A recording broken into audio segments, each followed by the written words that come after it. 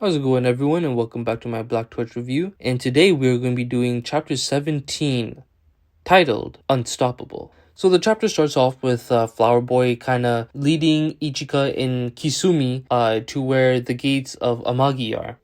And once they lead him to the place, Ichika kind of questions Flower Boy. He's like, hey, where's the gate at? We don't see anything. And that's when Kusumi's bodyguard, the boy and the girl, contact Kusumi and is like, hey, we found the gate. However, there's an issue. The gate's been sealed off on the other side. I would say, the other portal is where it's been cut off. So Ichika's like, oh, so you lied to us. Are you ready to be sliced and diced? And Flower Boy's like, yo, chill out there, hold on. I told you what I needed to tell you. And, unfortunately, maybe Amagi had some other plans going on. So then we cut away to Shiba. And Shiba is with the Mononoke girl who did the training with Ichika, Jiro, and Riji. And they're also there with Grandfather. And Grandfather, he's kind of sitting down, very sorrow. He's kind of reminiscing about what Jiro has been up to recently. First off, he's been fighting and protecting animals from other predators and humans. And now here he is protecting Mononoke from the Bureau of Espionage and the other way around. And he kind of asks Shiba, but he's also asking this as a rhetorical question. Why does someone like him have to go through so much? And then he asks Shiba directly. He's like, hey, tell me, Shiba, what do I have to do to free him? And before Shiba can even answer that question, the Mononoke girl kind of points out off into the distance, and we get to see both guardians of the forest carrying Jiro. So Grandfather's holding Jiro. He's trying to wake him up. And that's when the guardian starts talking to Shiba, Grandfather, and the Mononoke. They kind of relay to them hey, his training was ass. It was bad. It was not kind of bad. They did some progression. He is able to activate Rango's power to an extent. However, that extent is only 30 minutes. And that 30 minutes is when he is in a very calm state. If he were to be in a battle and be agitated, then that would cut it to a half or even less than that.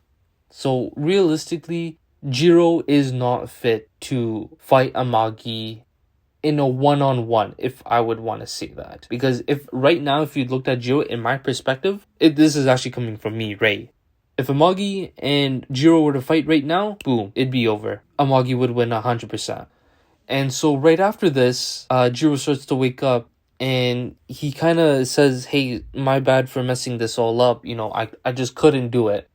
And so he starts to ask everybody, he's like, hey, if I'm going to fight Amagi, can I please have your help? And I feel like that's a very good, that's some pretty good character development right there. Because we see Jiro from the beginning of the series. He is more of hey, I'm going to do this on my own. I am a kind person. That is what Nachi told me. And I will do everything in my power to protect the weak. And here we are now.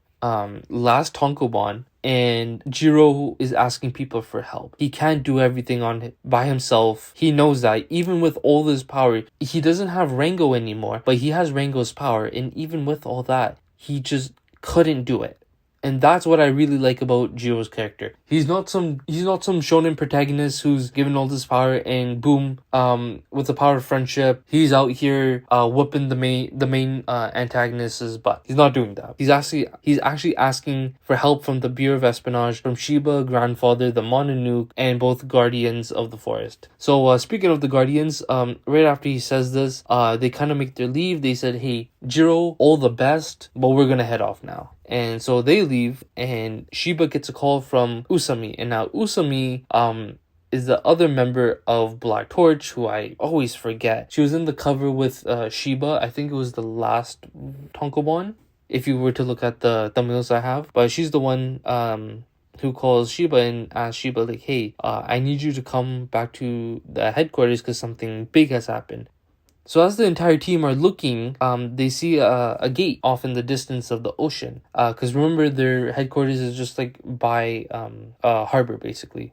So as they're looking, they're like, okay, what's the plan now? What are we going to do? And as everyone's kind of discussing, Riji shows up. And Riji's like, hey, I'm sorry for the tardiness. I'm here, fully healed up. And he grabs Ichika by the hand. He's like, hey, Ichika, I made a very speedy recovery. I just wanted to let you know. And as he's saying this, Flower Boy is up on the roof. He's like, hey, you filthy human, get your hands off my bride, or I will end you.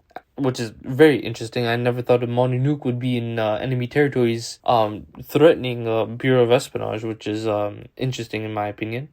And so we cut away to the first commander, and we see another gate open up, and all of her guards are there with their weapons pointed at somebody, and we get to see that it's Koga. So Koga kind of goes up to Jiro, they butt heads, and they're like, yo, we gotta go and we gotta talk, basically. So they're in a little shed, and they're talking about what Amagi does. He does cannibalism.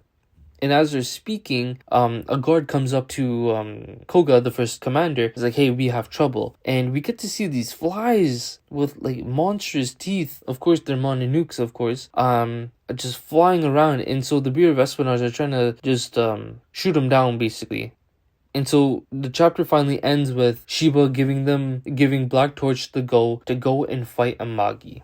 And so the chapter ends off in a full spread of Jiro, Ichika, and Riji going off into the gate to fight Amagi. And that's where the chapter ends. I hope you enjoyed, and we'll be continuing on Black Torch soon. Like and subscribe, and I hope you take care. Bye.